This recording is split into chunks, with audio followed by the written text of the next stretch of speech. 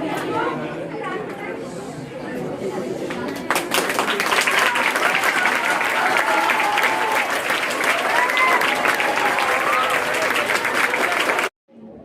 लाल बहादुर शास्त्री, ये दोनों एक ऐसे व्यक्ति हुए हैं जिन्होंने हमारे देश को स्वतंत्रता लाने में तथा अपनी छाप छोड़ने में कहीं कोई कसर नहीं छोड़ी थी। लाल बहादुर शास्त्री का जहाँ तक प्रश्न है, वे एक गरीब परिवार में पैदा हुए थे और गरीबी से उन्होंने नाता जोड़ा था और यह नहीं सोचा था कि मेरे यहाँ गरीबी है इसलिए मैं पीछे रहूँगा। एक समय की बात है कि ये फूल तोड़ने के लिए एक बगीचे में गए। बगीचे में और उनके दोस्त भी थे। कई लोगों ने फूल तोड़े, तब तक माली ने उसे देख लिया। माली ने दौड़ाया, सारे बच्चे तो भाग गए, लेकिन लाल बहादुर शास्त्री जी वहीं खड़े रहे। वे भागना चाहते तो भाग सकते थे, लेकिन उन्होंने भागने की कोशिश भी नहीं की।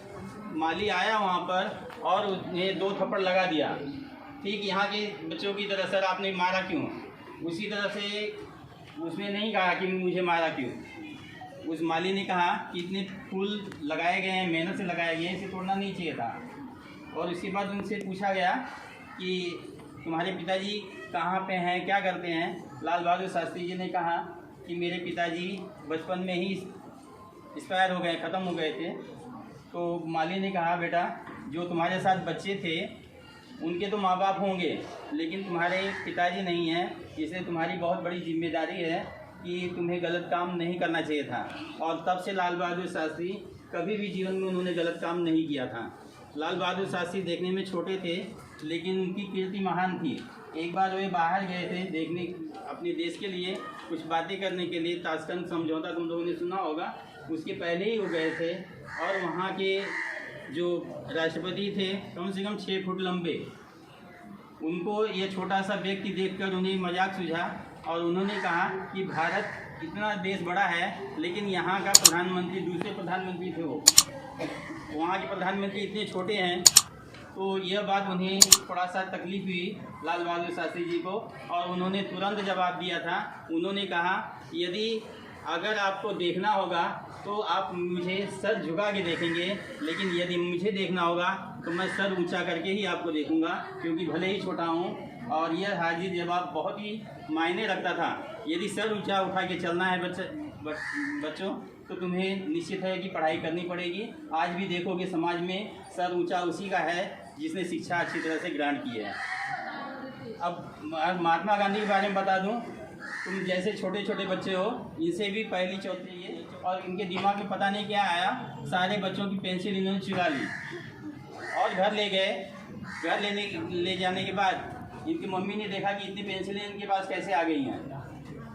मम्मी ने उसे थप्पड़ मारा और कहा कि सारी पेंसिलें जो विद्यालय से आई हैं, इसे कल ले जाके वापस कर देना।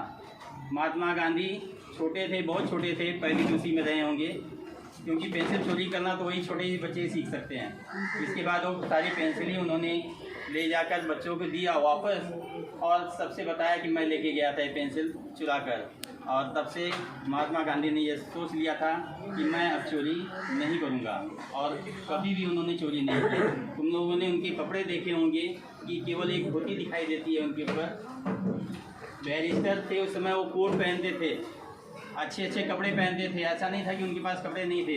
लेकिन एक बार गए थे वो, और वहाँ पे उन्होंने देखा कि लोगों के तन पे कपड़े नहीं हैं, लोग कपड़े नहीं पहन पा रहे हैं। तो उन्होंने उसी दिन कसम खाई थी कि मैं अब केवल एक धोती से अपना काम चलाऊँगा और लोगों को ये बताऊँगा कि हमारा देश भले ही गरीब है, लेकिन साफ जो भी कपड़ा पहनते थे वो स्वच्छ पहनते थे।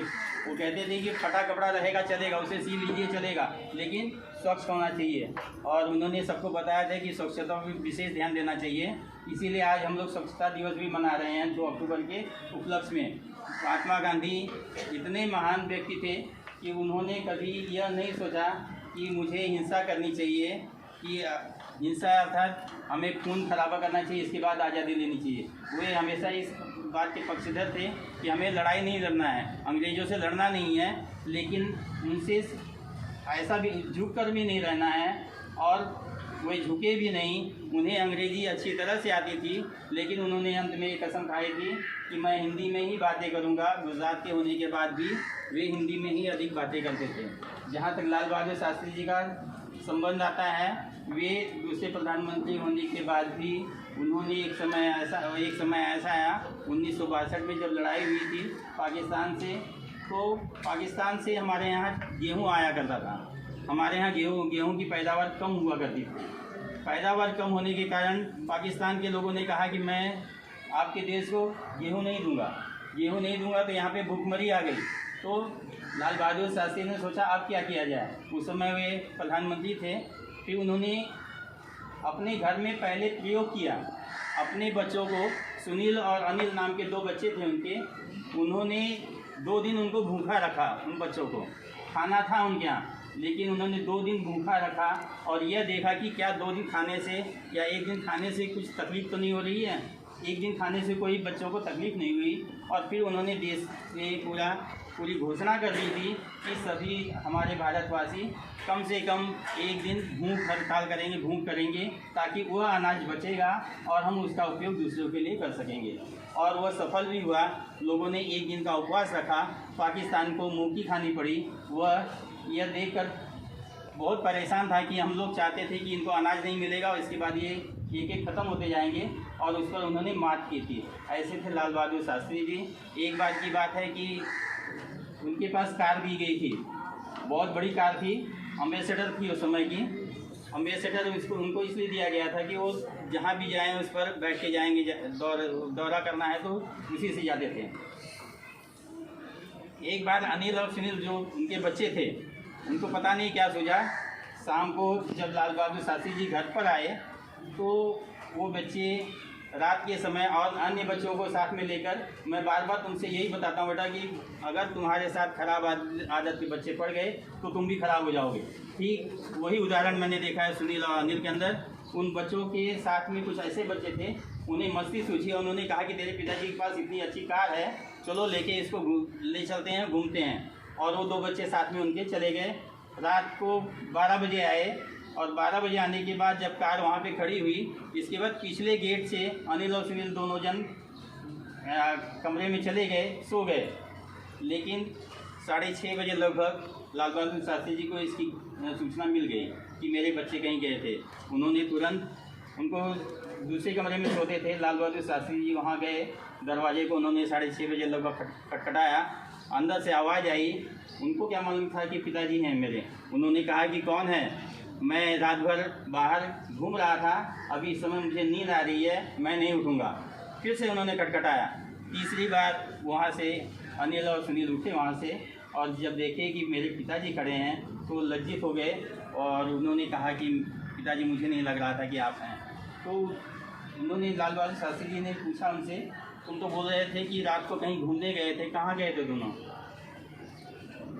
देखो, माँ बाप का असर बच्चों पर निश्चित होता है, संस्कार उनके होते हैं। उन्होंने झूठ नहीं बोला कि मैं नहीं गया था। उन्होंने कहा कि हाँ हम लोग गए थे घूमने।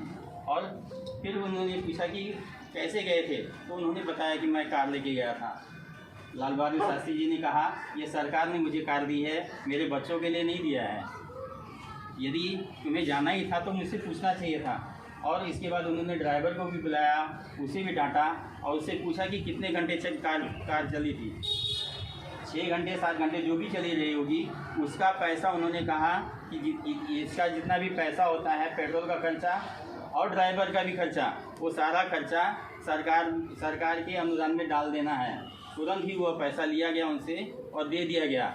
इसके बाद भी वहाँ पर रुके नहीं। उन बच्चों को लगा कि मेरे पिताजी तो प्रधानमंत्री हैं और अपने घर में कार होनी चाहिए।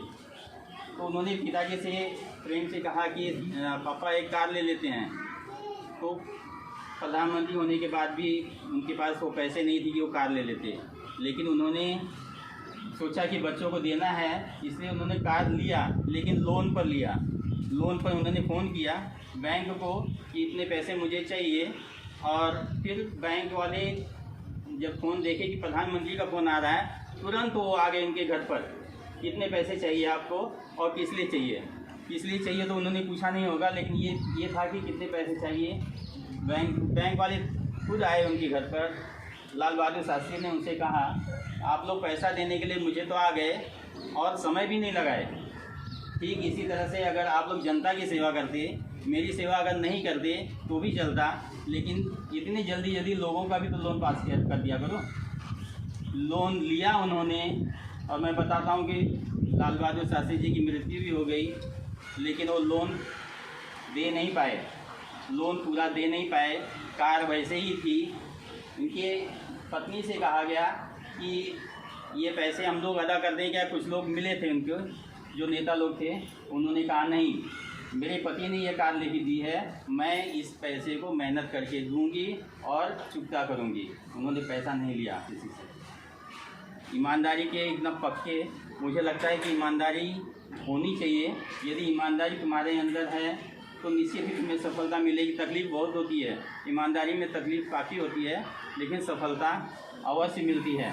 इसी तरह से एक बार वो गए थे अपनी पत्नी को लेकर साड़ी खरीदने के लिए। तुम लोग देखते हो साड़ी खरीदने के लिए सेल वगैरह लगता है तो सब टूट पड़ते हैं वहाँ पर। तो लाल बहादुर शास्त्री अपनी पत्नी को लेके गए साड़ी खरीदने के लिए। तो प्रधानमंत्री थे ही, पैसे थे ही, तो उनकी पत्नी ने कई साड़ियाँ ले ली, 8-10 साड़ियाँ ले ली। इसके बाद लाल बहादुर शास्त्री जी खड़े थे वहाँ पे, कुछ बोले नहीं। उन्होंने लेने के बाद ऐसे तो अभी तक दिए नहीं थे, वो देख रहे थे कि पत्नी क्या कर रही है उनकी। लगभग 8-10 साड़ियाँ जब उन्होंने ले ली तो उन्होंने धीरे से उनसे कहा कि आपको ये 10 साड़ियाँ लगेंगी क्या, इतनी ज़रूरत है क्या? अगर ज़रूरत नहीं है तो हमें अनायास ही उसको लेना, एक प्यार से वहाँ से लेके चले आएंगे। लाल बहादुर शास्त्री महान जो पुरुष हैं वैसे ही महान नहीं हुए हैं। उनके अंदर कुछ ना कुछ चीज़ें रही हैं, और सभी को मैं बोलता हूँ कि अपना एक आदर्श बना लेना चाहिए। और लोगों को मैं ये भी बताता हूँ, लाल बहादुर शास्त्री को हमने नहीं देखा है, महात्मा गांधी को नहीं देखा है, लेकिन तुम्हारे आजू बाजू में भी यदि देखोगे तो आदर्श व्यक्ति हैं। तुम्हारे टीचर में क्या आदर्श है वो देखना चाहिए तुम्हें। तुम्हारे मम्मी पापा में कुछ आदर्श होंगे वो देखना चाहिए। यहीं पे देखो, सर से मैंने कहा कि हॉल बनाना है और तैयार हो गए उसके लिए, और बनना तो था ही, केवल मैं एक उसमें माध्यम बन गया।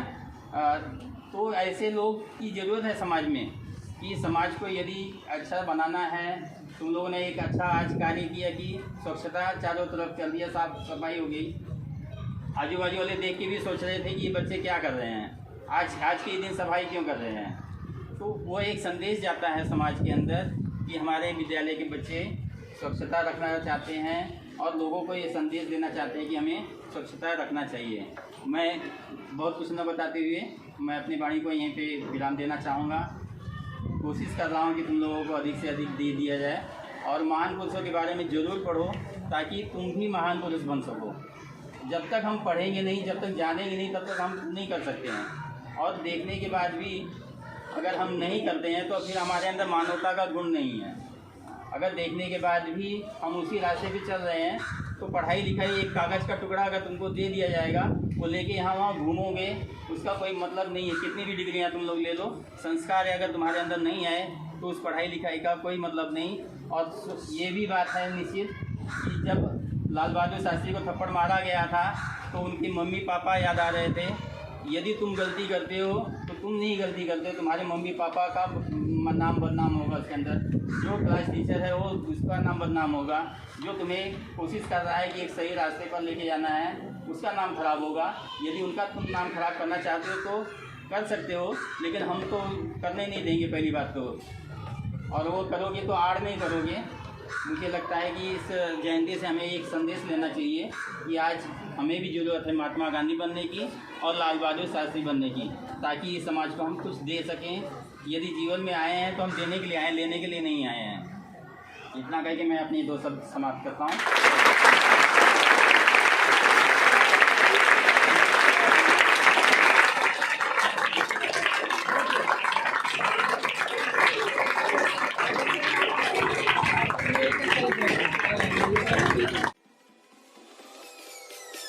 Peace.